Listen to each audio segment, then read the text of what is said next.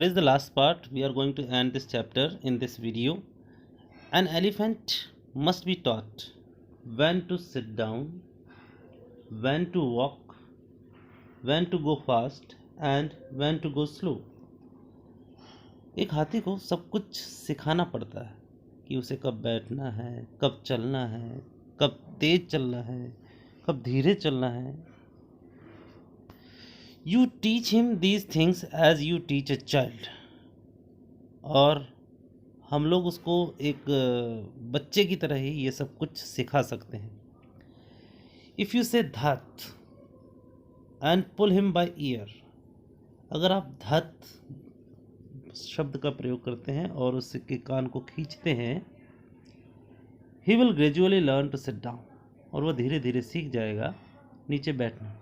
Similarly if you say माली and pull his trunk forward, अगर उसे आप माली बोलेंगे और उसकी सूंड को आगे की तरफ खींचेंगे, he will gradually learn that it is the signal to walk, और वो धीरे धीरे सीख जाएगा कि इसका मतलब होता है, यह एक तरह का सिग्नल है कि उसे आगे की तरफ बढ़ना है.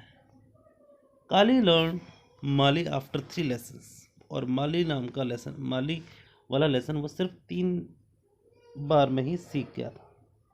But it took him 3 weeks to learn धत, लेकिन धत वाली इंस्ट्रक्शन उसे 3 हफ्ते लग गए थे समझने में. He was no good at sitting down, उसे नीचे बैठना बिल्कुल पसंद नहीं था. And do you know why an elephant should be taught to sit down? क्या तुम्हें पता है कि एक एलिफेंट को नीचे क्यों बैठना सिखाया जाता है? Because he grows taller and taller than you who take care of him. जो उसकी देखभाल करता है वो उससे धीरे धीरे बड़ा बड़ा और बड़ा होता जाता है. इसीलिए ही हम उसे नीचे बैठना सिखाना पड़ता है.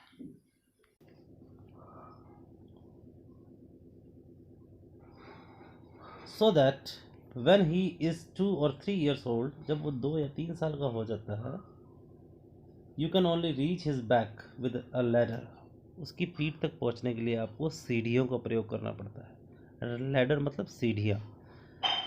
It is therefore better to teach him to sit down by saying धत. इसीलिए अगर आप सीढ़ियाँ नहीं प्रयोग करना चाहते हैं तो उसे धत नाम की इंस्ट्रक्शन सिखा दीजिए ताकि वो बैठ जाए, फिर आप आराम से उसकी पीठ पर बैठ जाओ.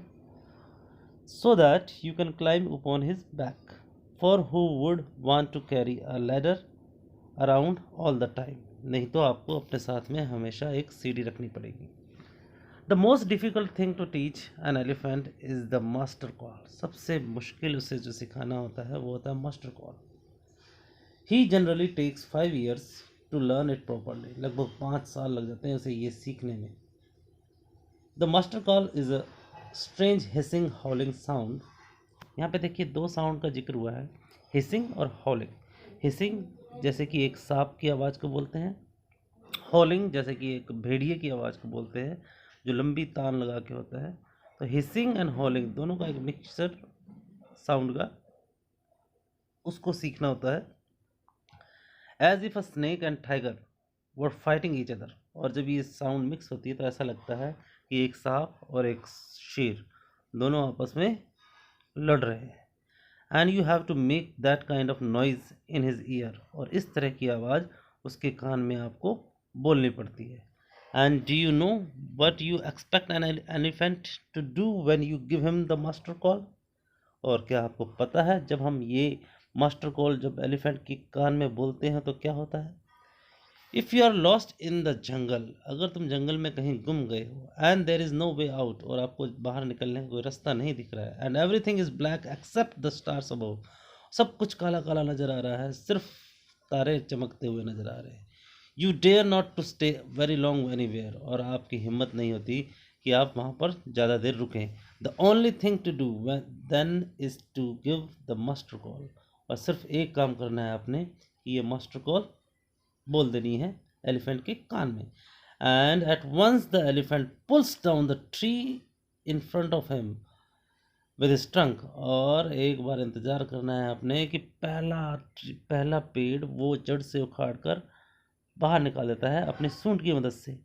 This frightens all the animals away, और इस एक्टिविटी से सारे के सारे जो जानवर हैं जंगल के वो सब डर जाते हैं। As the tree comes crashing down, जैसे ही ट्री बाहर की ओर निकलता है, monkeys wake from their sleep, सारे बंदर सारे बंदर नींद से जाग उठते हैं।